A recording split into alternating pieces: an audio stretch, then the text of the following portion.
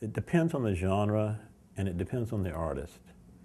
And but one thing I think that's characteristic of the process is that the producer is the first audience, and so it's an interesting experience where you get to listen to music for the first time as it's being created.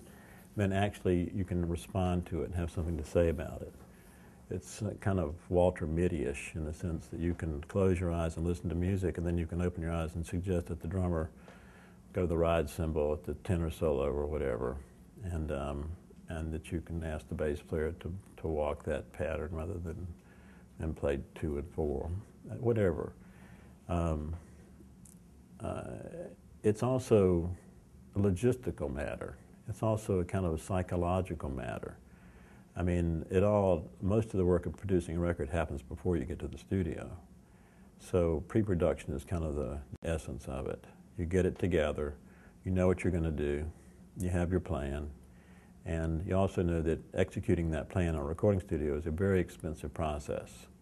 So in those days, before the advent of home studios and Pro Tools and all that, it was expensive.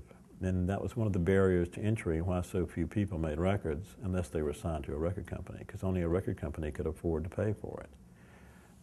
So there was no independent artist in the 1970s. So, you know, I saw the producer's job as really, if you're making jazz records with great jazz artists, they kind of know what they want to do. And they're not really going to listen too much to you. But they will. I mean, I've had experiences sitting right next to Dave Brubeck, and he's playing his song, and then he stops and he says, looks right at me and says, "How was that?" So you've got to have something to say when somebody says that. I mean, Paul Simon did the same thing. How was that? You know, it's like it's a big question. And you can't just say that was good, let's try another one. So the idea with producing, for me, is feeling and thinking at the same time. So I was trained as a musician, considered myself a musician, and that's really more of a creative process. It's a creative way of thinking and being, and so you're sensitive on a different level than if you're a lawyer, which I was also, and trained in that way of thinking.